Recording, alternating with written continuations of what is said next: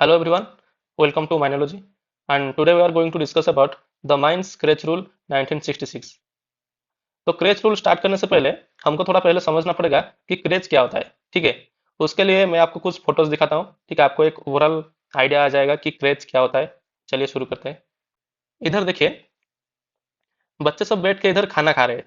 ठीक है, और इनके केयर टेकिंग करने के लिए या फिर खाना कोई परोसने के लिए कोई कुक है। केयर टेकिंग करने के लिए इधर देखिए वो महिला लोग इधर बैठे हैं। ठीक है, जिसको भी मतलब दाया बोलते हैं हिंदी में, या फिर जो भी केयर टेकिंग करते हैं बच्चों के, उधर है। ये देखिए जैसे कि हमारा क्रेच मतलब वही सब बच्चे लोग इधर रहेंगे, उनका केयर लिया जाएगा कि उनको खाना खिलाया जाएगा। ऐसे सब खेलने के लिए इधर देखिए साइड में और एक फोटो है। ठीक है, इधर खेलने के लिए कोई उनके साथ खेल रहा है, कोई महिला है जो कि उनके साथ खेल रहा है। ठीक है, तो आपको एक ओवरऑल आइडिया आ जाना चाहिए कि क्रेज क्या होता है। मतलब क्रेज फॉर चिल्ड्रन, जिसको हम हिंदी में बोलते हैं शिशु गृह। ठीक है, मतलब महिला लोग जो माइंस में काम करेंगे, ठीक है, उनका जो बच्चा है अ, वो आके इधर रहेगा, क्योंकि वो डेंजर होता है। माइंस का जो एरिया होता है माइनिंग का, वो थोड़ा डेंजर होता है। वो अगर जो भी है उसका मदर अगर उसको बच्चे को लेके जाएगा माइंस के अंदर, तो उसका भी जान को खतरा हो सकता है, कुछ भी हो सकता है, चोट लग सकता है। इसीलिए वो क्रेच में बच्चे को सब रख के ड्यूटी में जाएंगे। ठीक है, इसीलिए क्रेज बनाया गया है। पहले मेरे को ये बात बताइए, ये जो 1966 है, ये क्या पहले हमारा जो क्रेज रूल है 1966 था, या फिर इससे पहले भी क्रेज रूल हमारा बना था? ठीक है, हमारा जो पहला क्रेज रूल बना था, वो बना था हमारा 1959 में। ठीक है, उसके बाद फिर 1966 में उसको मॉडिफाई किया गया। ठीक है, ये हम कहाँ पे पढ़ेंगे, ये हमारा रूल नंबर 14 में है। इसी क्रेज रूल का रूल नंबर 14 में है। तो देखिए क्या फर्स्ट पॉइंट देखते हैं क्या है। जीएसआर 561। ठीक है, इसको हम पहले देखते हैं जीएसआर क्या होता है। Government supplementary rules and regulation. Government जब भी कुछ, सेंट्रल गवर्नमेंट जब भी कुछ रूल्स एंड रेगुलेशन बनाता है, उसका जैसे भी बना लिया उसका कुछ नंबर होता है। ठीक है, वो वही है जीएसआर 561, डेटेड 1 अप्रैल 1966। ठीक है, 1 अप्रैल 1966 को क्रेच रूल पब्लिश हुआ था। ठीक है, क्या बोल रहा है, in exercise of the powers conferred by clauses D and W of section 58। Section 58 क्या है, central government can make rules, मतलब power of central government to make rules. ठीक है, रूल बनाने के लिए सेंट्रल गवर्नमेंट के पास पावर है। Of mines act 1952। ठीक है, माइंस एक्ट 1952 का जो सेक्शन 58 है, उसका डी और डब्ल्यू में जो भी लिखा गया है, ठीक है, उसको एक्सरसाइज करने के लिए क्रेच रूल बनाया गया है। ठीक है, एक्सरसाइज करने के लिए। And the central government here bye makes the following rules, the same having been previously published and refer to every mining board concerned as required by subsection 1 and 4 of respectively of section 59। ठीक है, section 59 क्या है, prior publication. ठीक है, section 59 उसको हम आगे अभी डिस्कस करेंगे। लेकिन ये क्या बोल रहा है कि एक्सरसाइज पावर को एक्सरसाइज करने के लिए, किसका पावर को, 58, सेक्शन 58 का डी और डब्ल्यू क्लॉज में जो दिया गया है सेंट्रल गवर्नमेंट को पावर, उसको एक्सरसाइज करने के लिए क्रेच रूल बनाया गया। और उसको बनाने से पहले क्या हुआ, सेंट्रल गवर्नमेंट फॉलोइंग रूल को बनाने के लिए प्रीवियसली पब्लिश किया। इधर देखिए लिखा गया है प्रीवियसली पब्लिश किया and refer to mining board. ठीक है, रेफर टू माइनिंग बोर्ड मतलब कौन है, कमिटी है। कमिटी को रेफर किया और वो कमिटी भी चेक करके बताया कि क्या और सुझाव दे सकता है, या फिर कुछ चेंजेस होगा, कुछ मॉडिफिकेशन होगा। ठीक है, ये सब होने के बाद क्रेच रूल पब्लिश हुआ ऑन डेट 1 अप्रैल 1966। मतलब सब कुछ होने के बाद क्रेच रूल उसी दिन से लागू हुआ, पब्लिश हुआ। ठीक है, हम अभी देखते हैं 58 सेक्शन का डी और डब्ल्यू में क्या है, और 59 सेक्शन का 1 और 4 में क्या है। तो देखिए 58 सेक्शन क्या है, power of central government to make rules. ठीक है, रूल बनाने के लिए सेंट्रल गवर्नमेंट के पास पावर जो भी है उसको इधर डिफाइन किया गया है, मतलब बताया गया है क्या क्या पावर है रूल बनाने के लिए। डी पॉइंट देखिए, for requiring the maintenance of the mines where in any woman employed or were employed on any day of the preceding 12 months of suitable rooms to be reserved for the use of children under the age of 6 years। ठीक है, belonging to such women, and for the prescribing either generally or with particular reference to the number of women employed in the mines, the number of standards of such rooms, and the nature and the extent of the amenities to be provided and the supervision to be exercised therein। क्या बोल रहा है, जो भी women employed है mines में, या फिर मतलब कोई एम्प्लॉय था या फिर अभी भी एम्प्लॉय है, ठीक है, माइंस में अगर वोमेन है और उसका 6 ईयर के नीचे, अंडर 6 ईयर, ठीक है, 6 ईयर के एज के नीचे बच्चा है, तो उसके लिए क्रेज बनाया जाएगा। ठीक है, क्रेज बनाया जाएगा करके इधर लिखा गया नहीं है, लेकिन उसको सुइटेबली, कुछ भी जनरली पर्टिकुलरली सुइटेबली उसका रूम प्रोवाइड किया जाएगा, स्टैंडर्ड रूम्स प्रोवाइड किया जाएगा, and nature of extend amenities, मतलब क्या क्या उधर सामान होगा। ठीक है, और उसका क्या सुपरविजन कैसे होगा, क्या करेगा, कौन करेगा, उसी बारे में रूल बनाने के मतलब सेक्शन 58 का डी में लिखा गया है। ठीक है, अभी जो है पॉइंट नंबर डब्ल्यू देखते हैं। Generally to provide for any matter not provided for this act और regulations, provision for which is required in order to give effect to this act. मतलब इधर क्या बोल रहे हैं, मतलब सेंट्रल गवर्नमेंट रूल बना सकता है, ठीक है, जो कि एक्ट में लिखा गया नहीं है कि कौन सा रूल बनेगा, लेकिन इस एक्ट का इफेक्टिवनेस के लिए वो रूल बनाएगा। ठीक है, मतलब ये देखिए जो डी पॉइंट में लिख दिया एक्ट में, ठीक है, इसका इफेक्ट करने मतलब माइंस एक्ट का इसका इफेक्ट करने के लिए वो कोई रूल बनाएगा। ठीक है, डब्ल्यू में ऐसा लिखा गया है, इसीलिए क्रेज रूल बनाया गया। तो नेक्स्ट देखते हैं हमारा 59 में क्या लिखा था। 59 हमारा है prior publication of regulation and rules. ठीक है, जो भी रूल एंड रेगुलेशन बनेगा उसका प्रीवियस पब्लिकेशन किया जाएगा, मतलब पहले उसको ड्राफ्ट बनाया जाएगा, फिर जाके उसका पब्लिकेशन किया जाएगा कि ये आज से लागू हुआ, कि ऑफिशियल गैजेट में उसका नोटिफिकेशन निकलेगा। एक और 4 नंबर पॉइंट देखेंगे क्या लिखा हुआ है। The power to make regulation and rules conferred by section 57 and 58 is subjected to the condition of the regulations and rules being made after the previous publication। ठीक है, जो बात बोला वही लिखा गया है कि प्रीवियस पब्लिकेशन के बाद ही जाके इधर कोई रूल एंड रेगुलेशन बनेगा। और 4 नंबर पॉइंट क्या है, no regulation or rules shall be made unless the draft thereof has been referred to the committee. मतलब ड्राफ्ट जो बनेगा वो कमिटी को रेफर किया जाएगा, उसके बाद जाके उसका पब्लिकेशन होगा। ठीक है, यही बात इधर लिखा गया है। वो कमिटी क्या होगा, committee constituted under section 1 subsection 1 of section 12, जो माइंस एक्ट में हम पढ़े थे कि सेक्शन 12 का जो कमिटी है उसको रेफर किया जाएगा। ठीक है, इसी बारे में लिखा गया है। अभी हम देखते हैं, तो हमारा जो पहला रूल है short title and application. This rule में called the mine crèche rule 1966। ठीक है, ये तो लिखा गया है, they shall apply to all mines which the mines act 1952 applies. मतलब जहां पे भी माइंस एक्ट 1952 अप्लाई हो रहा है वहां पे क्रेज रूल 1966 अप्लाई होगा। तो इसका मतलब क्या है, माइंस एक्ट कहाँ लागू होता है, द होल ऑफ इंडिया। ठीक है, इंडिया का सारे जगह में माइंस एक्ट लागू होता है, तो क्रेज रूल भी इंडिया का सारे जगह में लागू होगा। ठीक है, नेक्स्ट देखते हैं डेफिनेशन। ठीक है, इन this rule unless the contest otherwise required competent authority. ठीक है, डेफिनेशन इधर देखते हैं कॉम्पिटेंट अथॉरिटी का क्या लिखा गया है।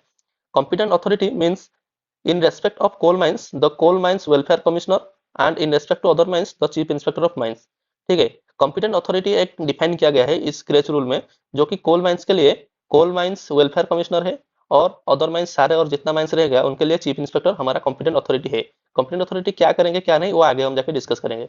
and includes any person authorized in writing in this behalf by the said welfare commissioner in this case of coal mines and or by the chief inspector in the case of other mines। मतलब क्या बोल रहा है, अगर ये दोनों हमारा competent authority रहेंगे या फिर इनके द्वारा रिटर्न में लिखित कोई अदर व्यक्ति भी जिसको अपॉइंट किया गया है, ऑथराइज किया गया है, वो भी हमारा कॉम्पिटेंट अथॉरिटी इधर रह सकता है। ठीक है, टू परफॉर्म ऑल और any of the function of a competent authority under this rule. इसी रूल में जो भी डिस्क्राइब किया गया है कॉम्पिटेंट अथॉरिटी का क्या फंक्शन है, वो सारे मतलब परफॉर्म करने के लिए ये कॉम्पिटेंट अथॉरिटी को डिफाइन किया गया है। ठीक है, इसमें कोई डाउट नहीं रहना चाहिए। नेक्स्ट डेफिनेशन है, इधर देखिए क्रेचे। ठीक है, पॉइंट नंबर बी, क्रेचे मीन्स ए रूम और rooms with ancillary accommodation reserved for the use of children under 6 year of age of women employed in a mine। ठीक है, क्या बोल रहे हैं, क्रेच मीन्स रूम्स और रूम्स विथ एंसिलरी अकोमोडेशन, मतलब ऐसा रूम है या फिर रूम के साथ कुछ अकोमोडेशन दिया जा रहा है जो कि reserve for the use of children, मतलब चिल्ड्रन के यूज के लिए रिजर्व करके रख रहा है। ठीक है, वो सब अकोमोडेशन किसके लिए, ओनली चिल्ड्रन के लिए। कोई और आके व्यक्ति आके उधर सो जाएगा क्रेच में, ऐसा नहीं होगा। ठीक है, चिल्ड्रन, और चिल्ड्रन फिर कैसा होगा, under 6 year of age of women employed in a mine, मतलब गांव का बच्चा आके 6 year के नीचे आके नहीं उधर सो जाएगा क्रेच में। ठीक है, पास में माइन से तो आके उधर खाना खाएगा सो जाएगा, ऐसा नहीं है। जो भी वुमेन एम्प्लॉयड है माइंस में, उसका अगर बच्चा है 6 year के नीचे, तो वही आके इधर क्रेच में जो भी सुविधा है उसको उपलब्ध कर सकता है वो भी। ठीक है, नेक्स्ट पॉइंट देखते हैं, मेडिकल ऑफिसर इंचार्ज। सी में देखिए इसका डेफिनेशन बताया गया है। मेडिकल ऑफिसर इंचार्ज कौन है, मेडिकल ऑफिसर इंचार्ज मीन्स ए क्वालिफाइड मेडिकल प्रैक्टिशनर एम्प्लॉयड। ठीक है, क्वालिफाइड मेडिकल प्रैक्टिशनर हम कहाँ पे पढ़े थे, माइंस एक्ट के डेफिनेशन में पढ़े थे। ठीक है, जो कि हमारा मेन में डिस्पेंसरी में जो भी हमारा डॉक्टर रहता है उसको ही हम क्यूएमपी यानी कि क्वालिफाइड मेडिकल प्रैक्टिशनर बोलते हैं, तो उसको ही हम मेडिकल ऑफिसर इंचार्ज इधर बोलेंगे। क्रेच रूल के हिसाब से मेडिकल ऑफिसर इंचार्ज कौन हो गए, क्वालिफाइड मेडिकल प्रैक्टिशनर हो गए, whether on a full-time or a part-time basis by the owner of a mine to perform the duties assigned to such officer in these rules। ठीक है, तो owner, इनको appoint कौन करेगा, क्वालिफाइड मेडिकल प्रैक्टिशनर को उनके माइंस में। ठीक है, ओनर के द्वारा अपॉइंट होंगे बाय द ओनर। ठीक है, उसका जो ड्यूटीज असाइंड होगा इस रूल्स के हिसाब से, वो सारा रूल्स भी मतलब उसका जो भी ड्यूटीज है वो सब पालन करेंगे। ठीक है, अभी हम देखेंगे rule number 3, provision of creche. ठीक है, पॉइंट नंबर 1 में क्या लिखा है, save as otherwise provided in this rule the owner or agent of every mine hereafter in this rule referred to as the said person wherein any women are employed or were employed on any day of the preceding 12 months shall within such period as may be specified by the competent authority construct their at a crèche in accordance with the standard prescribed under rule 4। ठीक है, ये rule 4 में क्या बता रहा है, standard है craze का। ठीक है, स्टैंडर्ड जो भी क्रेज का जो भी स्टैंडर्ड रहेगा वो प्रेस्क्राइब्ड है रूल नंबर 4 में, वो हम आगे जाके देखेंगे। तो क्रेज कौन बनाएगा, ओनर और एजेंट का रेस्पॉन्सिबिलिटी है कि अगर माइंस में कभी भी मतलब कोई भी वोमेन, एनी वोमेन, ठीक है, आर एम्प्लॉयड, कभी भी प्रीसीडिंग 12 मंथ्स, मतलब क्या है, पिछले 12 महीना में अगर कोई भी वोमेन आके इधर नौकरी किया है या फिर अभी नौकरी कर रहा है ऑन एनी डे, ठीक है, अगर एक दिन के लिए भी कोई काम कर रहा है, ठीक है, उसके लिए भी क्रेज बनेगा। इधर यही बात लिखा गया है। साल विद इन द सर्च period as may be specified by the competent authority. अभी हम पढ़े कॉम्पिटेंट अथॉरिटी, वो जो भी पीरियड लिखेगा जितने दिन के अंदर क्रेज बनाना है, तो उसको क्रेज को बनाएंगे, कंस्ट्रक्ट करेंगे और उसी स्टैंडर्ड जो रूल नंबर 4 में है उसी के हिसाब से क्रेज बनाएंगे। नेक्स्ट देखते हैं क्या बोल रहा है। Provided that where the competent authority is of opinion that the situation, nature and extent of the workings or other places where women are employed are such as to render compliance with the provision of this rule not reasonably practicable। ये बोल रहा है कि जो भी मतलब competent authority है वो मतलब जो भी है सिचुएशन है या फिर नेचर एक्सटेंट जो भी है, वर्किंग कैसा काम चल रहा है उधर, क्या हो रहा है, और जो भी वुमेन उधर एम्प्लॉयड है, ठीक है, उनका मतलब वो सब का कंप्लायंस करने के लिए, कंप्लायंस मतलब वो जो उनका जो बच्चा है वो सब के कंप्लायंस करने के लिए with in the provision of this rule, ये रूल के अंडर भी जो भी कंप्लायंस है उसको सब वो क्या रीजनेबली प्रैक्टिसेबल, मतलब प्रैक्टिकली पॉसिबल है कि नहीं, क्या रीजन है अगर नहीं हो रहा है, ठीक है, उसका वो देखने के लिए कौन है, कॉम्पिटेंट अथॉरिटी इधर है। ठीक है, और क्या बोल रहा है, the competent authority may by order in writing exempt the said person from the provision of this rules. ठीक है, अगर कॉम्पिटेंट अथॉरिटी को लग रहा है कि इधर क्रेच नहीं चाहिए तो वो ऑर्डर इन राइटिंग, राइटिंग में ऑर्डर देकर, ठीक है, एग्जेम्प्ट कर सकता है, ठीक है, प्रोविजन ऑफ दिस रूल। इस रूल का कोई भी प्रोविजन अगर मतलब इधर लागू नहीं होगा कि क्या होगा, वो सब कौन देखेगा, कॉम्पिटेंट अथॉरिटी देखेगा। For such period as may be specified in the order, subject to the condition that the competent authority may require the provision and maintenance of a suitable room and rooms। ठीक है, competent authority क्या करेगा, provision and maintenance of a suitable room and rooms। ठीक है, कोई भी मतलब suitable जो भी रूम होगा with as attendant and necessary equipment at or near any working place or part of the mine। ठीक है, अगर कहीं पे माइंस में काम चल रहा है जहाँ पे किरचे नहीं है तो उधर कोई भी सुइटेबल रूम है और उधर कोई अटेंडेंट रखेगा या फिर कोई जो भी इक्विपमेंट चाहिए उधर रखेगा, रख सकता है। ठीक है, ऐसा क्रेज अगर नहीं बनाया, कुछ ऐसा दिक्कत हुआ, ठीक है, तो उसको ऑर्डर देके मतलब बनाने के लिए बोल सकता है कि इसको हम अभी टेम्पररी क्रेज बना लेते हैं। ठीक है, और क्या लिख रहा है, provided further that if the competent authority is satisfied that by reason of shortage of buildings material of labor the said person is unable to provide within the stipulated period। ठीक है, स्टिपुलेटेड क्या है, within the exact period. ठीक है, a crèche in accordance with the specification in this rule that the authority may approve of the erection of a temporary structure to be replaced by a permanent structure within such time as he may prescribe। Mines में कुछ भी काम चल रहा है, ठीक है, building material नहीं है, अगर कोई रूरल एरिया में माइंस है तो अभी क्रेच बना नहीं सकते इमीडिएटली। ठीक है, लेकिन कोई वोमेन हमारा एम्प्लॉय है जिसका भी बच्चा है 6 ईयर के नीचे, तो अभी क्या करेंगे, तो वो जो हमारा कंप्यूटर अथॉरिटी है वो बोलता है कि कोई परमानेंट स्ट्रक्चर नहीं बना सकते हो तो टेम्पररी ही बना दो। ठीक है, जो भी छोटा मोटा करके घर बना दो और उसको क्रेचे करके उधर अभी बच्चे लोग रहेगा। लेकिन ये मतलब ऐसा नहीं है कि बोल देगा कि नहीं बच्चे को लेके जाएगा माइंस के अंदर, ऐसा नहीं। तो अगर क्रेच नहीं है तो क्रेच जैसा कुछ बना के टेम्पररीली उधर बच्चों को रखा जाएगा और उसको सुइटेबली जो भी है रूम होगा और अटेंडेंट उसका रहेगा और उसका जो भी सामान है, कुछ कुछ जो भी नेसेसरी सामान है उसको भी रख सकते हैं।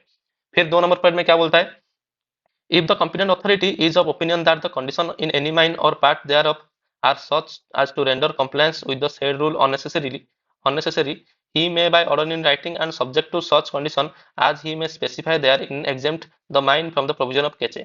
अगर कोई भी अननेसेसरी है जहाँ पे क्रेज बनाना या फिर कोई भी रूल, क्रेज का कोई भी रूल इधर लागू नहीं हो रहा है तो उसको ऑर्डर इन राइटिंग देके इसका एग्जाम कर सकता है। ये माइन का क्रेज रूल का कोई भी रूल हो या फिर पूरा ही क्रेज को ही एग्जाम कर सकता है कि इधर क्रेज चाहिए ही नहीं।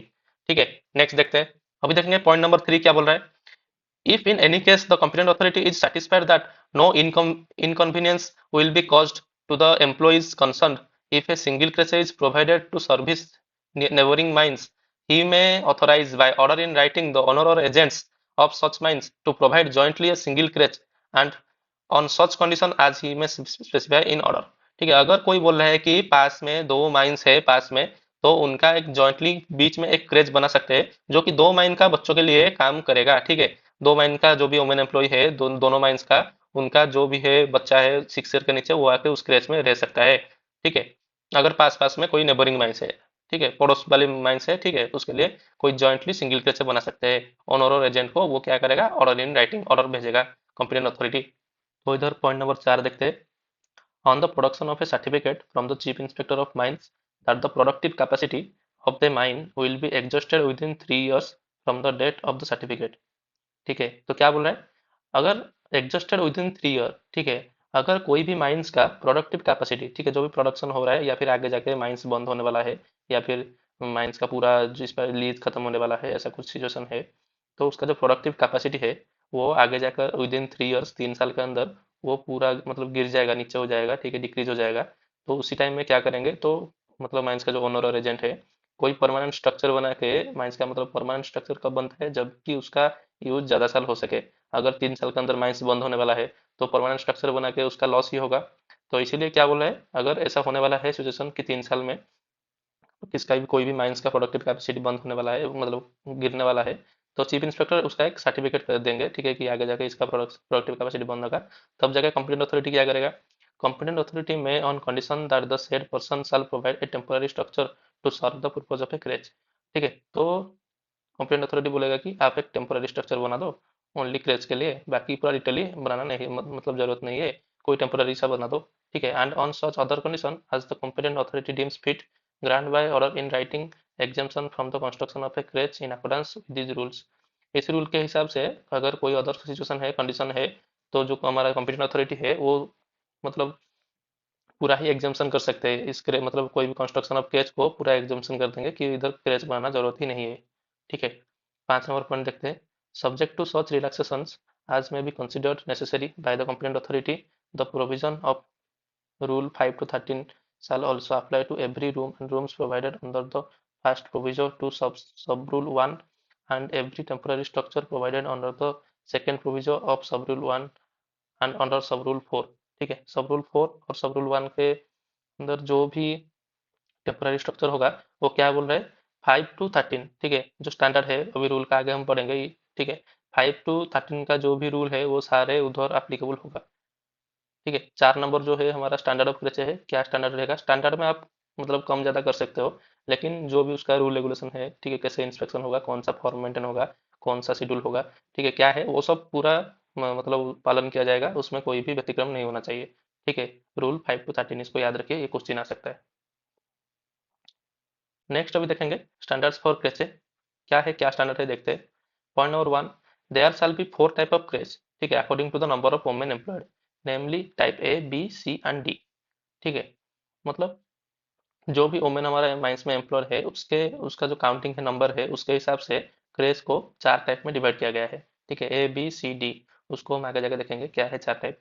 The plinth areas of different types of creche and the type of creche which shall be provided shall be specified in schedule 1।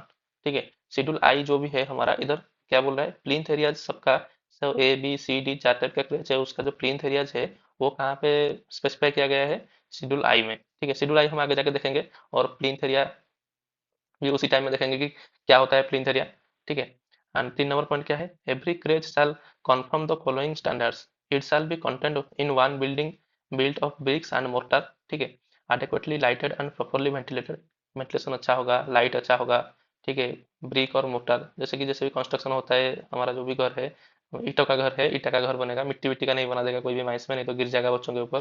ठीक है, and affording effective protection from all kind of weather, जो भी weather है जैसे कि rain है, winter है, summer है, ये सब के लिए जैसे भी अफोर्डेबल होगा ऐसा एक घर बनाएगा।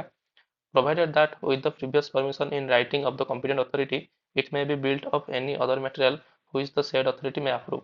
अगर कोई भी दूसरे मटेरियल में बनाना है, ठीक है, तो जैसे कि बोल दिया है कि ब्रिक से नहीं बनाया, कोई माइंस में बोल दिया है कि कंटेनर होता है, अभी माइंस में आप लोग देखे होंगे, एक कंटेनर ला के डाल दिया, बोला कि वो भी बहुत मतलब स्ट्रांग होता है और बहुत भी कॉस्ट भी उसका बहुत ज़्यादा होता है, लेकिन उसका अप्रूवल लेना पड़ेगा। ठीक है, कहाँ से अप्रूवल लेंगे, कॉम्पिटेंट अथॉरिटी से। हाँ, सेकेंड आई देखते हैं। It shall be constructed on A suitable site selected by the mine management with the previous approval of the competent authority. कहाँ पे वो क्रेच बनेगा, जो भी प्लेस में बनेगा वो कौन सिलेक्ट करेगा, माइन मैनेजमेंट सिलेक्ट करेगा। माइन मैनेजमेंट में कौन कौन होते हैं, जो भी सारे सीनियर लोग हैं माइंस का, वो लोग सिलेक्ट करेंगे। और लेकिन वो मतलब किस हिसाब से सिलेक्ट करेंगे, जैसे कोई बंजर नहीं होगा, अच्छे से जहाँ भी मतलब सुविधाजनक प्लेस में रहेगा, ऐसा सिलेक्ट करने के बाद उसका अप्रूवल भी लिया जाएगा कॉम्पिटेंट अथॉरिटी से। ठीक है, नेक्स्ट पॉइंट देखते हैं। The flooring shall be of cement and stone and the ceiling shall not less than 4 metres high from the floor. क्या बोल रहे हैं, जो उसका जो फ्लोर होगा वो सीमेंटेड होना चाहिए। ठीक है, और क्या बोल रहा है, नॉट मतलब सीलिंग का हाइट जो है, छत का जो हाइट है, वो not less than 4 metres high from the floor. ठीक है, जो उसका जो फ्लोर फ्लोर लेवल से 4 मीटर से कम नहीं होना चाहिए, ठीक है। 4 मीटर से ज्यादा होगा तो अच्छा बात है, लेकिन 4 मीटर से नीचे नहीं होना चाहिए।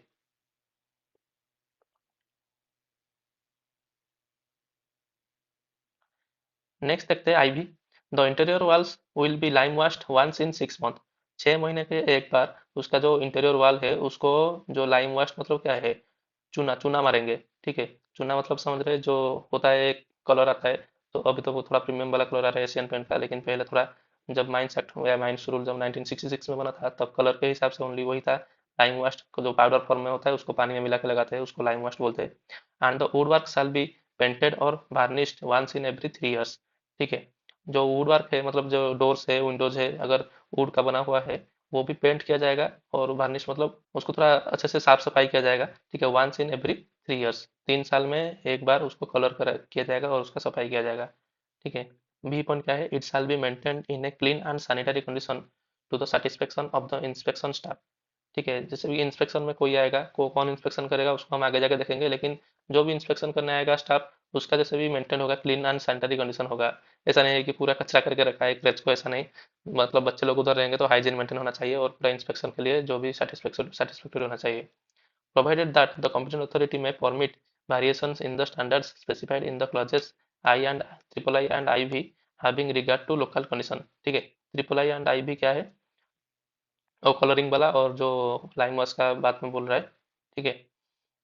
ये भारी कर सकता है, ठीक है। कॉम्पिटेंट अथॉरिटी उसको चेंजेस कुछ करके परमिट दे सकते हैं, ठीक है। यही लिखा गया है लोकल कंडीशन के हिसाब से, मतलब लोकली कहाँ क्या मिल रहा है क्या नहीं, कैसा सिचुएशन है, उसी हिसाब से उसको चेंज चार्ज हो सकता है, ये लिखा गया है। 5 नंबर पॉइंट देखते हैं, provision of latrines.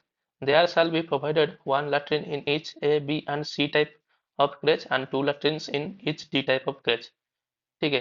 D type में क्या होता है, ज्यादा बच्चे होते हैं थोड़ा, ठीक है, आगे जाके देखेंगे।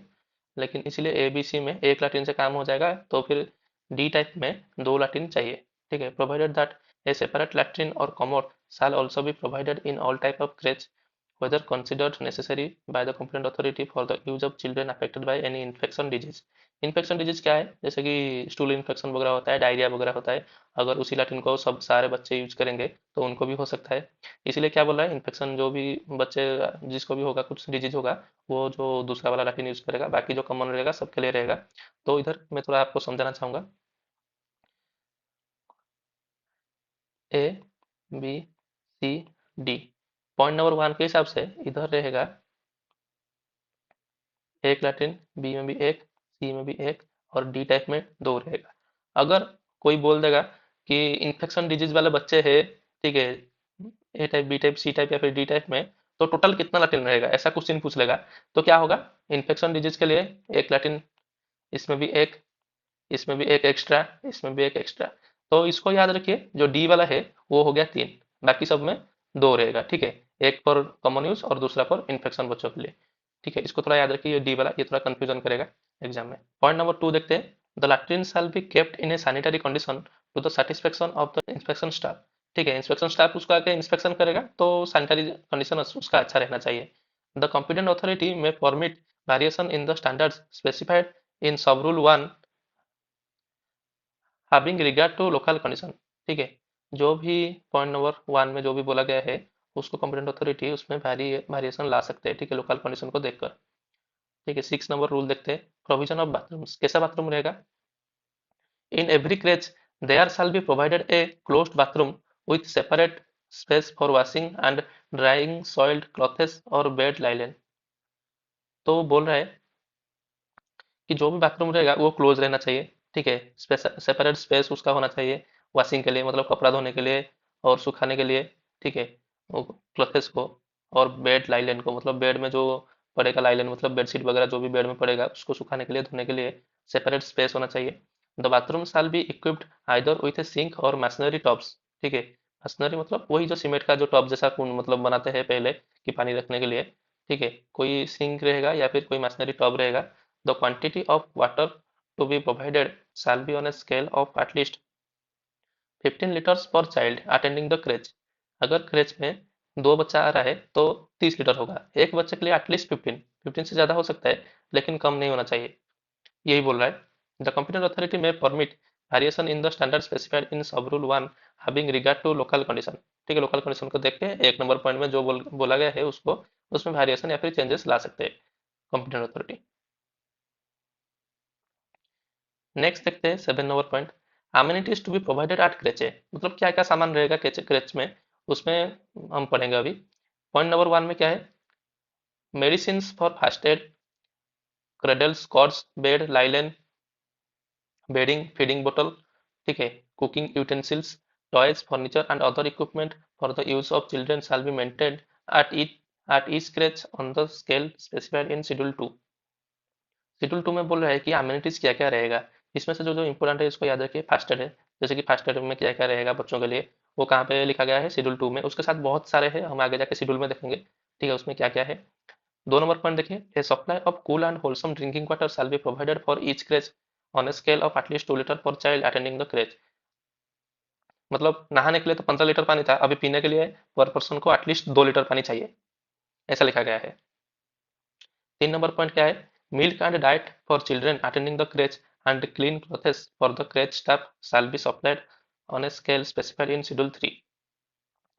शेड्यूल 3 में बताया गया है कि कितना मिल्क दिया जाएगा फॉर चिल्ड्रन, कितना उनका डाइट मतलब खाना पीना उसका क्या रहेगा, कौन सा ईयर का बच्चा के लिए कौन सा कैसा खाना रहेगा वो बताया गया है, और स्टाफ के लिए कैसा कपड़ा दिया जाएगा उसी हिसाब मतलब उसका भी मतलब मेंशन किया गया है शेड्यूल 3 में, वो जाके हम देखेंगे। 4 number point, the competent authority may permit variation in the standard of sub rule 1 to 3 if consider necessary. 1 to 3 में अगर कुछ वेरिएशन होगा तो वो कर सकते हैं। 8 number point, time when creche shall be kept open, the crèche shall remain open at all time both by day or night when women employees are working at the mine and it shall be properly lighted at night। अगर कोई भी women दिन में हो या रात में हो, कोई कब भी काम कर रहा है, ठीक है, तो क्रेच उसके हिसाब से ओपन रहेगा, ऑल टाइम्स ओपन रहेगा और रात में प्रॉपरली लाइटेड होना चाहिए creche. Use of the creche, 9 number rule, the use of the crèche shall be restricted to children, their attendants, the supervisory staff and such other person as may be related to concern children in the crèche। क्या बोल रहा है कि इधर restricted to children, मतलब बच्चे ही आके इधर यूज करेंगे क्रेच को, ऐसा नहीं है कि कोई लेबर है आके बोल रहा है अरे क्रेच में तो बढ़िया पंखा लगा है थोड़ा सो जाता हूँ, ऐसा नहीं हो सकता है। ओनली क्रेच में बच्चे ही रहेंगे और उनको जो अटेंड कर रहे हैं या फिर जो सुपरवाइजरी स्टाफ है वो रहेंगे, या फिर बच्चों के चिल्ड्रन के कंसर्न में जो भी है मतलब उसका मदर है तो वो भी आ सकते हैं। नेक्स्ट देखते हैं मेडिकल अरेंजमेंट्स। पॉइंट नंबर 1 में देखते हैं, a medical examination of the children attending the crèche shall be made every month by a qualified medical practitioner and a record of such examinations shall be maintained in Form A। तो क्या बोल रहे हैं, form A में क्या होगा, जो भी चिल्ड्रन, ठीक है, क्रेच को अटेंड कर रहे हैं, मतलब क्रेच में जो जो भी चिल्ड्रन आ रहे हैं वो सबका एवरी मंथ, ठीक है, हर एक महीना उन सबका एग्जामिनेशन होगा और वो जो रिकॉर्ड है qualified medical practitioner form A में मेंटेन करेंगे, ठीक है।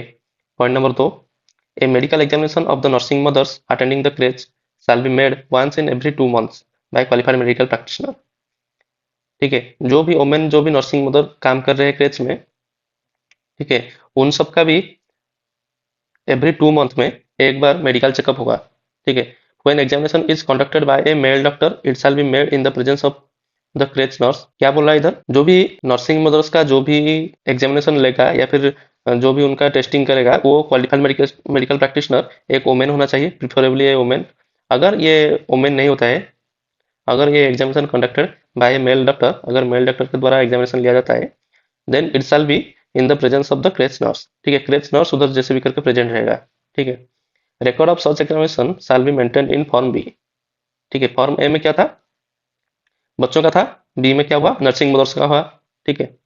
3 नंबर पॉइंट देखते हैं, the medical officer in charge of the mine और the welfare officer of the mine और सम अदर पर्सन, ठीक है, ये 2 पर्सन या फिर कोई other person other than the manager, ठीक है, मैनेजर नहीं बनेगा, ठीक है, whom the owner agent may appoint for securing compliance with the provision in respect of the crèche।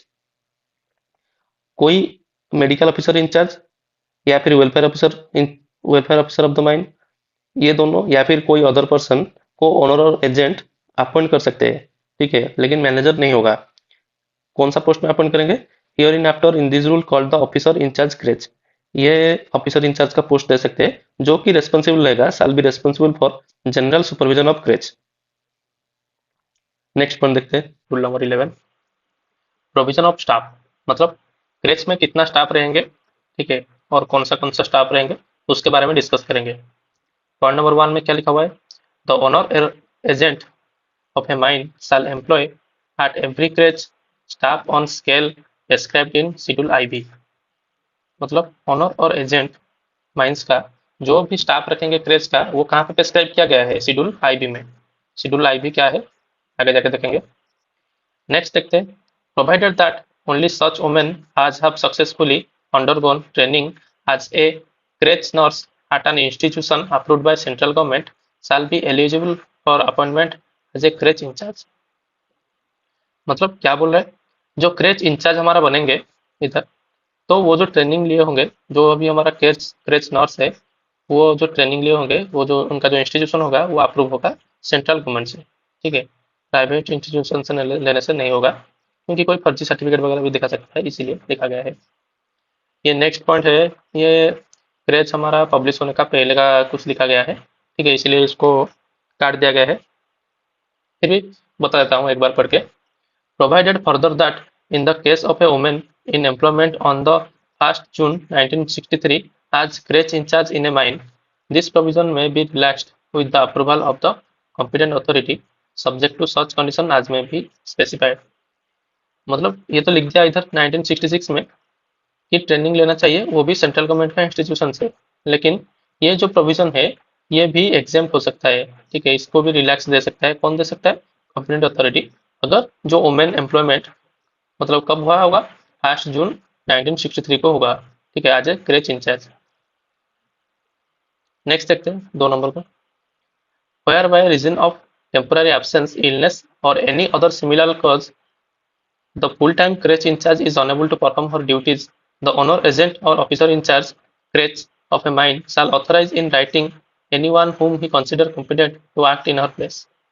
मतलब अगर क्रेच इंचार्ज जो है टेम्पररीली एब्सेंस मतलब एब्सेंट रहते हैं, या फिर कुछ काम आएगा, कहीं चले गए, छुट्टी ले गए, या फिर तबीयत खराब हो गया, तो उनका जो ड्यूटी है कौन करेगा, वो कौन करेगा, ओनर और एजेंट और ऑफिसर इंचार्ज क्रेच, ठीक है। ये जिसको अपॉइंट करेंगे या फिर ऑथराइज करेंगे उसी कुछ दिन के लिए, वही हमारा क्रेच इंचार्ज का काम करेगा। फिर लिखा गया है, provided that no such authorization shall have effect for a period of more than 30 days except with the previous consent of the competent authority. ये जो क्रेच इंचार्ज बना देंगे किसी को भी, अगर कोई छुट्टी में गया है, क्रेच इंचार्ज छुट्टी में गया है, तो किसी को भी क्रेच इंचार्ज जो भी सुटेबल लगेगा उसको ऑथराइजेशन दे देंगे, तो वो 30 डेज से ज़्यादा नहीं होगा, ठीक है। अगर 30 डेज से ज़्यादा करना है तो कॉम्पिटेंट अथॉरिटी का प्रीवियस कंसेंट मतलब प्रीवियस अप्रूवल लेके करना पड़ेगा। ऐसे नहीं है कि मन मर्जी में ओनर एजेंट और ऑफिसर इंचार्ज वगैरह उसको ही क्रेच इंचार्ज बना दिया। 3 नंबर पॉइंट देखेंगे, the creche in charge shall ensure that the creche is kept in a clean and sanitary condition. साफ सफाई और पूरा अच्छे से क्लीन रहेगा, ठीक है, ये क्रेच इंचार्ज का काम है। That all children attending it are properly looked after, washed and fed in accordance with the provision of this rule, and that they and the nursing mothers are taught clean and healthy habits. क्या बोल रहे हैं, जो बच्चे आ रहे हैं इधर उनको अच्छे से वॉश किया गया, मतलब नहला धो के पूरा अच्छे से साफ करके खाना पीना खिला के जैसा अच्छे से रखा होगा, वही सब देखने का काम है क्रेच इंचार्ज को। और क्या है, एंड नर्सिंग मदर को मतलब कैसे कि क्लीननेस कैसे रखेगा उसके बारे में सिखाएगा। नेक्स्ट देखते हैं, अभी देखते हैं point number 12, maintenance of records. A register giving particulars of children attending a creche shall be maintained in form C. मतलब फॉर्म सी में क्या रहेगा, फॉर्म सी में पर्टिकुलर्स ऑफ चिल्ड्रन मतलब चिल्ड्रन के बारे में पूरा details, full details form C में रहेगा। A register of complaints shall be maintained for inspection by the medical officer in charge by the management of the mine. A register complaint भी रहेगा, ठीक है, जिसको कौन चेक करेगा, इंस्पेक्शन कौन करेगा, मेडिकल ऑफिसर इंचार्ज जो कि क्वालिफाइड मेडिकल प्रैक्टिशनर है, ठीक है। और कौन कर सकता है, and bye the management of the mine, जो भी सीनियर मैनेजमेंट है माइंस का, वो लोग आके उसका इंस्पेक्शन करेगा। 13 नंबर पॉइंट क्या है, inspection of creche. A creche may be inspected at any time by the competent authority और by an officer authorise by the said authority for the purpose. अगर ऑफिसर मतलब कॉम्पिटेंट अथॉरिटी या फिर कोई उनके द्वारा ऑथराइज कोई भी ऑफिसर होगा, ठीक है, वो इंस्पेक्ट कर सकता है एट एनी टाइम, कभी भी उसका मर्जी हो, ठीक, वो इंस्पेक्शन कर सकता है। नेक्स्ट रूल देखते हैं रिपील, जो कि स्टार्टिंग में ही मैं बोला था। इसका मतलब क्या है? तो officially make a law no longer valid. ठीक है, जो पहले जो बनाया गया था हमारा द माइंस क्रेच रूल 1959, वो और वैलिड नहीं है, आज से 1966 वाला लागू हो गया। वही लिखा गया है, देख लेते हैं। The mine creche rule 1959 are hereby repealed except as respects things done or omitted to be done before such repeal। वही बोल रहा है कि रिपील होने से पहले जो भी है, respects things done or omitted to be done before such repeal. अभी देखेंगे फॉर्म ए क्या है। According to rule number 10 1 from the form for recording the result of medical examination of children attending creche. जो creche में जो children attend कर रहे हैं क्रेच को, उनका जो मेडिकल एग्जामिनेशन होता है उसका डिटेल्स इधर रहेगा। Name of the child, age और date of birth if available, mother's name and occupation, weight of the child on last date on the date of last examination and weight on the date of examination। मतलब पिछले examination में उसका day मतलब कितना था wait, और इसी examination में कितना है।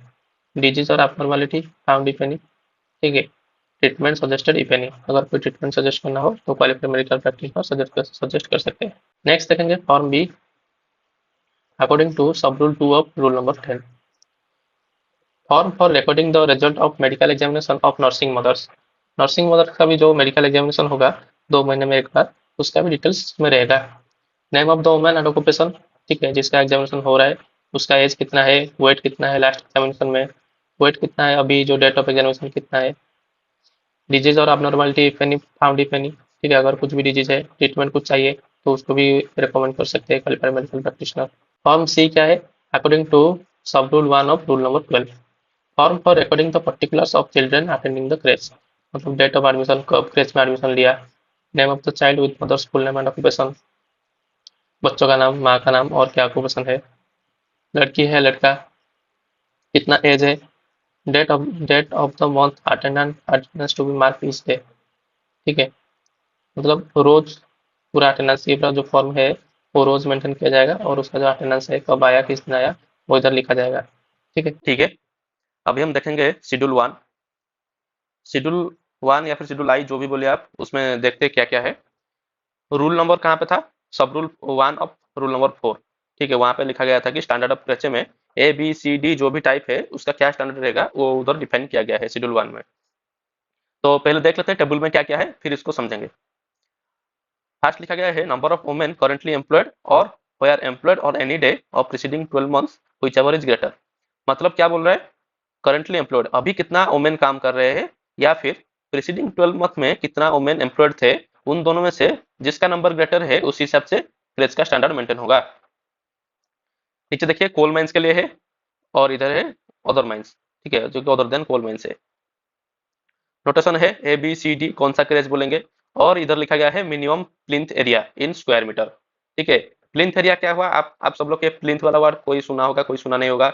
जो जो घर बनाने के टाइम में सुना होगा कि प्लिंथ डाल रहा है अभी। ठीक है, अभी उसको देखते हैं कि प्लिंथ एरिया क्या होता है। ये देखिए, मतलब ये बोल रहा है कि हमारा जितना भी जगह है जहाँ पे हम एक घर बनाते हैं, ठीक है, उसको पूरा हम बोलते हैं प्लिंथ एरिया। मतलब जो नीचे जो हमारा बीम देते हैं, ठीक है, चारों तरफ, उसको ही हम प्लिंथ एरिया बोलते हैं। क्योंकि ये जो प्लिंथ एरिया है वो घर का अंदर जितना एरिया रहता है, ठीक है, उसको मिला के, मतलब वॉल को भी मिला देता है। ठीक है, जो कि आउटर वॉल है या फिर एक्सटीरियर वॉल है, उसका भी जो विड्थ है उसको मिला के टोटल काउंट होता है प्लिंथ एरिया। ठीक है, उसी के बारे में डिस्कस किया गया है। अगर हम देखेंगे ये ओनली ये नीचे वाला, मतलब अंदर वाला एरिया, तो उसको बोलते हैं कारपेट एरिया। ठीक है, अगर उसके साथ वॉल एरिया मिला देंगे तो वो हो जाएगा प्लिंथ एरिया। ठीक है, फिर भी हम देखते हैं क्या है। तो क्या बोल रहे हैं, कोल माइंस में अगर 10 और लेस, अगर ये 10 से कम मतलब महिला काम कर रहे हैं माइंस में, या फिर अदर अदर कोल माइंस में 30 से लेस काम कर रहे हैं, ठीक है, 30 से लेस काम कर रहे हैं, तो फिर वो कौन सा क्रेच होगा? ए टाइप का क्रेच होगा। और ए टाइप का क्या लिखा गया है? स्क्वायर मीटर कितना होगा प्लिंथ एरिया का? 27.5 स्क्वायर मीटर होगा। ठीक है, ठीक है, उससे ज्यादा होगा लेकिन मतलब वो कम नहीं होना चाहिए। ठीक है, ये दिया गया है कि मिनिमम प्लिंथ एरिया। ठीक है, अगर कोल माइंस में 11 से 50 महिला काम कर रहे हैं, या अदर कोल माइंस में 31 से 100 महिला काम कर रहे हैं, तो बी टाइप क्रेच होगा। और उसका जो रहेगा प्लिंथ एरिया वो 90 मीटर स्क्वायर रहेगा। ठीक है, उससे ज्यादा हो सकता है लेकिन कम नहीं होगा। नेक्स्ट देखिए, 51 से अगर 100 रह रहे महिला कोल माइंस में या फिर अदर माइंस में, 101 से 200 के अंदर महिला रह रहे तो उसको सी टाइप बोलेंगे, और उसका जो स्क्वायर मीटर होगा वो 140 होगा। ये क्यों धीरे धीरे ये क्यों बढ़ते जा रहे हैं? क्योंकि ज्यादा महिला काम कर रहे हैं, ठीक है, ज्यादा बच्चे आ रहे हैं क्रेच में, इसलिए। कोल माइंस में अगर 100 से पार हो गया, या फिर अदर अदर कोल माइंस में जो कि कोल माइंस नहीं है, उधर अगर 200 से पार हो गया, मोर देन 200 हो गया, तो डी टाइप होगा। तो डी टाइप सबसे बड़ा क्रेच है, तो उधर कितना स्क्वायर मीटर होगा? 325 स्क्वायर मीटर से ज्यादा होना चाहिए, ये सबसे बड़ा है क्रेच के लिए, ठीक है। अभी देखते हैं, नेक्स्ट देखते हैं शेड्यूल टू। शेड्यूल टू या फिर शेड्यूल डबल आई, जो भी बोल सकते हैं। सी रूल नंबर 7, ठीक है। रूल नंबर 7 में लिखा गया है कि क्या क्या इक्विपमेंट रहेगा, फास्ट एड का सामान रहेगा, क्या क्या मेडिसिन रहेगा, क्या भी रहेगा क्रेच में, उसके बारे में लिखा गया है। तो इधर देखिए हेडिंग लिखा गया है, equipment and medicine for first aid in creche, description of equipments for first aid, और A type, B type, C type, D type, ठीक है। चारों टाइप क्रेच में क्या क्या रहेगा, क्या क्या नहीं रहेगा, उसके बारे में सब बताया गया है। तो आप लोग इसको थोड़ा एक बार चेक कर लीजिए, मैं ये पीडीएफ पूरा आपको प्रोवाइड कर दूंगा, ठीक है। ये पूरा जो भी लिखा गया है ये चेक कर लीजिए, कितना डेस्क रहेगा, कितना कॉट रहेगा, ठीक है, उसके बारे में सब लिखा गया है। बहुत ही ईजी है, इसको इतना याद रखने का जरूरत नहीं है, ये एग्जैक्टली नहीं आएगा। क्या चाय कितना रहेगा, अलमीरा टेबल, ये सब जरूरत नहीं है, ठीक है। डस्टबिन कितना रहेगा, वेइंग मशीन रहेगा जो बच्चों के लिए, और इनफैक्ट, ठीक है, मतलब जो नवजात शिशु होते हैं उनके लिए वेइंग मशीन रहेगा। Nail buses, bath tops, buckets, ठीक है, जॉग्स रहेगा, एल्यूमिनियम मॉग रहेगा, टॉवल रैक रहेगा, सोप रहेगा, मतलब बच्चों के हाइजीन के लिए जो जो भी पॉसिबल हो सकता है। ये देखिए इधर लिखा है बाथ, मतलब बाथरूम में क्या क्या रहेगा, ठीक है। ये देखिए, ये देखिए एग्जाम में आ सकता है, सोप कितना सोप प्रोवाइड किया जाएगा, 2 cake of soap per month पर चाइल्ड, ठीक है। जैसे भी पर चाइल्ड को 2 लीटर पानी देता है, ठीक है, ऐसा ही पर महीने 2 सोप मिलेगा एक बच्चे को। ये देखिए क्रेच अटेंडेंट, ठीक है, उनके लिए क्या क्या रहेगा, राइटिंग टेबल रहेगा, चेयर, स्टूल, पेन, इंक, ये सब रहेगा। वेस्ट पेपर बास्केट रहेगा, कपबोर्ड रहेगा, क्लॉक रहेगा, मतलब जैसे भी हाइजीन पूरा मेंटेन किया जा सकता है, उसका पूरा इधर ध्यान रखा गया है। डाइनिंग, जहाँ पे खाना खाएंगे, डाइनिंग बच्चे लोग, उधर क्या क्या रहेगा, ये कप्स एंड मग्स रहेगा, प्लेट्स रहेगा, बोतल रहेगा, स्पून रहेगा, कितना स्पून रहेगा, क्या रहेगा, सब कुछ मेंटेन किया गया है। किचन में क्या रहेगा, kettle, frying pan, milk container, bucket, ठीक है। ये सब आप एक एक बार थोड़ा एक एक बार देख लीजिए, इतना भी इम्पोर्टेंट नहीं है। लेकिन जो शेड्यूल 2 है, उधर फास्ट एड और मेडिसिन ये सब रहता है, ये इसको थोड़ा याद रखिए क्योंकि ये आ सकता है एग्जाम में। ये देखिए लाइलन, मतलब बेडशीट वगैरह कितना, देखिए बेडशीट कितना रहेगा, पिलो, पिलो केस, सोने के लिए जो भी सामान है, मस्किटो नेट, ब्लैंकेट्स, ठीक है, ये सब रहेगा। अभी देखिए 10 नंबर पॉइंट में आ गया फास्ट एड इक्विपमेंट्स, ठीक है। फास्ट एड इक्विपमेंट क्या क्या रहेगा, छोटा छोटा चीज सब लिखा गया है, बोरिक एसिड जो कि बच्चों के लिए जरूरत होता है, ठीक है, कॉटन, वूल, जो फास्ट एड का सामान रहता है फास्ट एड बॉक्स में, वो भी रहेगा, उसके साथ कुछ कुछ ज्यादा रहेगा। और एक बात इधर बोल दूंगा, ये जो हेक्टोग्राम है, ठीक है, इसको भी थोड़ा याद रखिए कि 1 ग्राम कितना हेक्टोग्राम होता है। इसको हम एक क्वेश्चन में मैं फ्रेम किया हूँ, आगे देखेंगे इसको, ये भी क्वेश्चन आ सकता है। और मिसलानियस में देख लेते हैं क्या है 11 नंबर में, ब्रूम्स एंड स्क्रबिंग ब्रशेस, और एवरी टाइप ऑफ ब्रश के लिए 2 रहेगा, इसको याद रखिए, ठीक है। ये ब्रश कितना रहेगा, 2 रहेगा, ये आ सकता है। टॉर्च और लैंटर्न कितना रहेगा, 1 रहेगा, सारे क्रेच में एक एक रहेगा। Electric light as required by the competent and inspecting authority, ठीक है। Toy, adequate number of toy as specified by competent and inspection authority. Duster रहेगा 2। ये जो सबके लिए जो कॉमन पॉइंट है, 2 रहेगा या फिर 1 रहेगा, या फिर पर बच्चों को एक महीने में 2 सौंप दिया जाएगा, ये सब जो इम्पोर्टेंट थोड़ा थोड़ा लगेगा, यही सब एग्जाम में आ सकता है। और इसको छोड़कर नहीं आएगा कुछ भी, इतना सारा रट्टा मारने का जरूरत नहीं है। शेड्यूल ट्रिपल आई या फिर शेड्यूल 3 देखिए, ये कहाँ पे है, सब रूल 3 ऑफ रूल नंबर 7 में है। इसमें क्या लिखा गया है, diet, clothing and other amenities, ठीक है, मतलब बच्चों को क्या खाना दिया जाएगा, ठीक है, उसके बारे में लिखा गया है। एज ग्रुप ऑफ चिल्ड्रन, इधर एज ग्रुप कर दिया है 6 वीक्स टू 6 मंथ्स, ठीक है। जो छोटा छोटा पूरा छोटा छोटा बच्चा है, ठीक है, उनके लिए क्या होगा, 9 AM में मतलब सुबह क्या रहेगा, 12 नून में मतलब दोपहर को क्या रहेगा, फिर शाम को क्या रहेगा, ठीक है। ये रहेगा 0.25 लीटर मिल्क, ठीक है, मतलब 250 ml मिल्क दिया जाएगा। फिर आफ्टरनून में, मतलब नून में भी दिया जाएगा 250 लीटर, 250 ml मिल्क। फिर शाम में भी 250 ml मिल्क दिया जाएगा, 3 टाइम उनको मिल्क ही दिया जाएगा। जो 6 मंथ टू 1 ईयर का बच्चा है, उनके लिए भी पहले तो ठीक है, वही सेम रहेगा। फिर क्या करेंगे, नून में क्या करेंगे, मतलब मिल्क के साथ सूजी दिया जाएगा, ठीक है। फिर लास्ट में उसको पूरा ½ लीटर मिल्क दिया जाएगा, ठीक है। 3 नंबर पॉइंट क्या है, 1 ईयर टू 2.5 साल। ठीक है, इनको भी मिल्क दिया जाएगा, सूजी दिया जाएगा। ठीक है, और उनको क्या लिखा गया है, पोरिज और पॉप्ड राइस। ठीक है, पॉप्ड राइस मतलब मूढ़ी, मूढ़ी जिसको बोलते हैं। ठीक है, मतलब जो जो चावल को थोड़ा गर्म करके पॉप करते हैं वही वाला, उनको दिया जाएगा सुबह। ठीक है, नेक्स्ट दिया जाएगा राइस और वेजिटेबल। वो लोग थोड़ा थोड़ा खाना खाने के लिए सीख रहे हैं अभी, राइस और वेजिटेबल कुछ दिया जाएगा। फिर लास्ट में क्या दिया जाएगा, मिल्क विथ चपाती एंड गुड़ खीर विथ गुड़ पुडिंग, ऐसा कुछ भी दिया जाएगा। गुड़ का कुछ सामान या फिर खीर, ऐसा कुछ बना के उसको दिया जाएगा खाने के लिए। 2.5 साल से 6 का जो बच्चा है वो लोग तो सब खाएंगे। उसको देखिए क्या दिया जाएगा, उसको मिल्क दिया जाएगा और पफ्ड राइस विथ गुड़। ठीक है, मतलब मिल्क में मूढ़ी डाल देगा, गुड़ डाल देगा, मीठा मीठा लगेगा, वो खा लेगा। फिर है 60 ग्राम मिनिमम राइस एंड वेजिटेबल और मीट करी, उनको मीट खिलाया जाएगा। ठीक है, जो कि 6 साल के आसपास बच्चे हैं वो लोग तो सब खा रहे होंगे। और उनको फिर लास्ट में दिया जाएगा मिल्क विथ चपाती। ठीक है, 0.25 लीटर। ये जो 0.25 है हर जगह में सेम है, इधर ओनली है 0.5। इसको थोड़ा याद रखिए, बाकी थोड़ा थोड़ा याद रखिए, इतना ज़्यादा भी इम्पोर्टेंट नहीं है, फिर भी याद रख लीजिए। नेक्स्ट देखते हैं, नोट में क्या लिखा गया है। Children who are underweight and unhealthy और who are found to be suffering from marasmus and rickets. ठीक है, ये क्या होता है, ये एक प्रकार का अपपुष्टि रोग होता है जो कि प्रोटीन नहीं मिलने से ये डिजीज होता है। ठीक है, should be given 1 quarter boiled egg in addition to the diet prescribed above. ये जो अनहेल्दी बच्चे हैं जिसका प्रोटीन नहीं है, ठीक है, उन लोग को एक एक अंडा, मतलब एक चौथाई अंडा दिया जाएगा, मतलब 4 भाग से 1 भाग, 1 क्वार्टर बॉइल्ड एग दिया जाएगा कि एक खा के थोड़ा प्रोटीन बढ़ाने के लिए। 2 नंबर पॉइंट देखते हैं, seasonal green vegetable both raw and cooked should be provided each day for supplying sufficient vitamin. जो भी मतलब इस सीजन में जो भी ग्रीन वेजिटेबल हो रहा है, ठीक है, उसका रॉ भी दिया जाएगा, कुक्ड भी दिया जाएगा। ठीक है, ईच डे। ठीक है, हर रोज दिया जाएगा उनका सफिशिएंट विटामिन होने के लिए। 3 नंबर पॉइंट में क्या है, if the competent and inspecting authority is satisfied that the milk is not available for any reason, then the said authority may allow Nespray and Glaxo powder milk.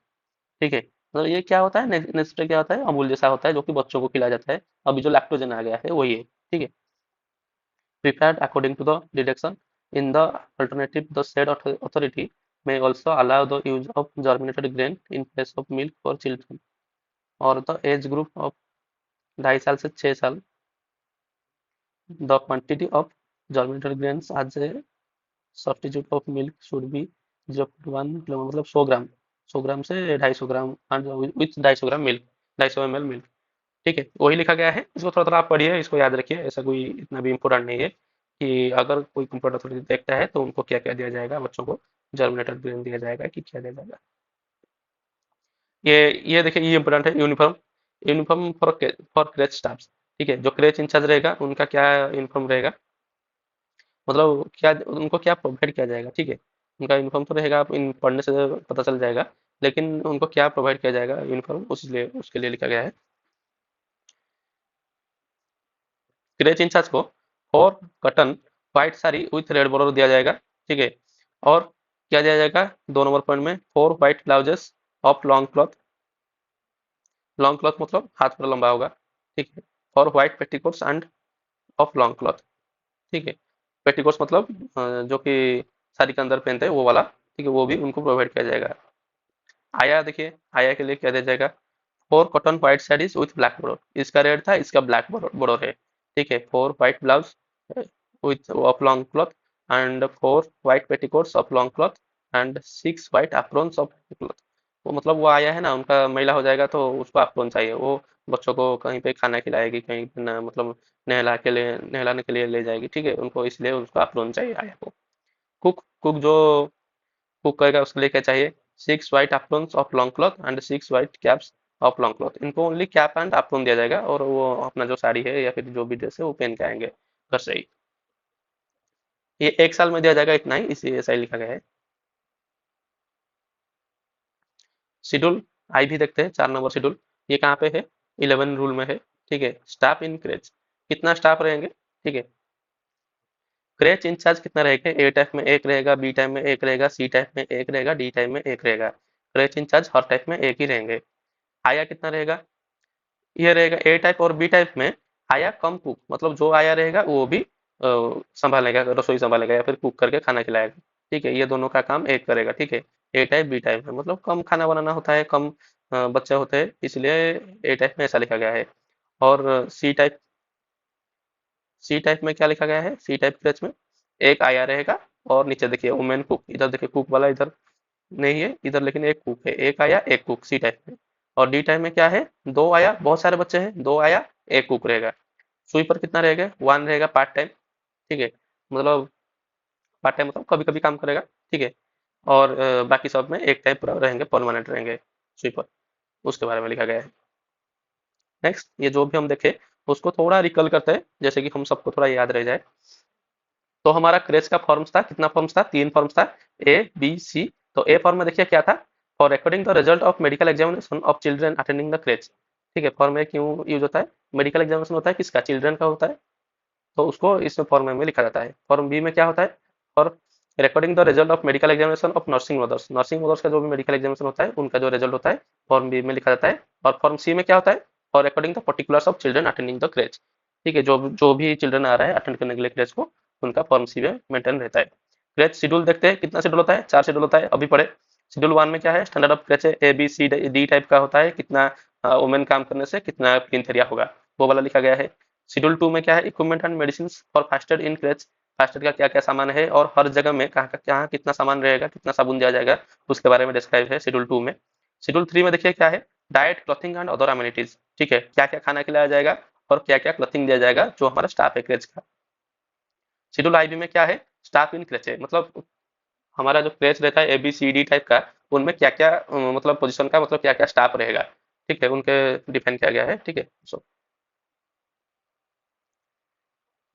चलिए creche के related जो भी circular है उसको भी एक बार देख लेते हैं। रूल नंबर 11 का कुछ सर्कुलर है। ठीक है, अपॉइंटमेंट ऑफ क्रेच इंचार्ज।